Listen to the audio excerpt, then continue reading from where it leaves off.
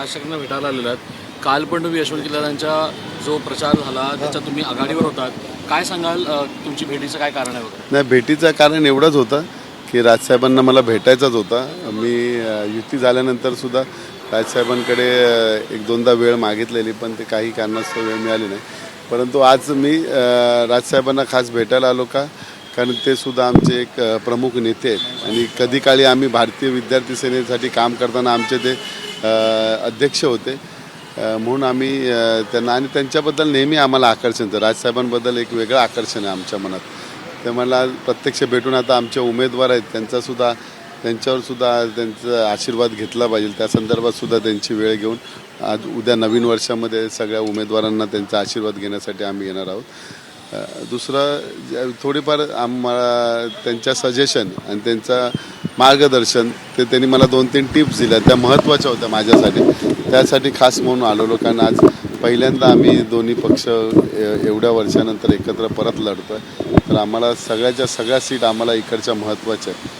त्यासाठी थोडंफार त्यांचं मार्गदर्शन महत्त्वाचं. एक महत्त्वाची गोष्ट म्हणजे कृपाशंकर सिंग यांनी एक वक्तव्य केलं आहे की यूपीचाच व्यक्ती खरं तर महापौर आम्ही बसू शकतो. कसं काय बघता या गोष्टीकडे? बघा, मी सांगतो, वर्गात ना 60 मुलं असतात. मी काल पण उदाहरण दिला, 60 मुलं अभ्यास करत असतात.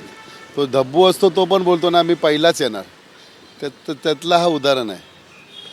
ज्याच्याकडे स्वतःकडे काय स्वतःचं अस्तित्व नाही, तिकडनं फिरायचा, ईडीची नोटीस आली, पैसा कमव काँग्रेसमध्ये कमवला, ते पैसा राखण्यासाठी BJPने त्याच्या पाठी लागले, तर ते आता BJPमध्ये गेले.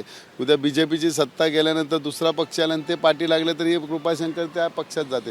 अशा लोकांनी बोलून म्हणजे बरोबर नाही. त्यांनी गप मिळाला चान्स, ते राहावा तिथे.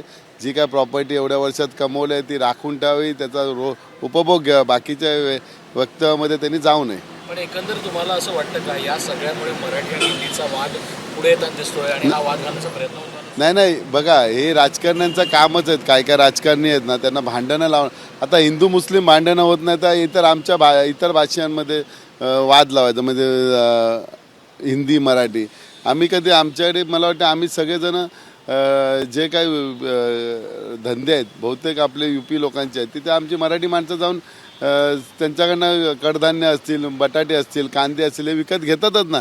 कधी त्यांनी मतभेद केले ना UPवाल्या, मग त्याच्याकडे घेऊ नये असं कधी आम्ही बोलतो का? मराठी माणूस आपला ते घेतो ना त्यांच्याकडनं. एवढी भावबंदकी असताना हे काय नेते आहेत ना, विष पेलवण्याचं काम करतात. ABP माझा, उघडा डोळे बघा नीट.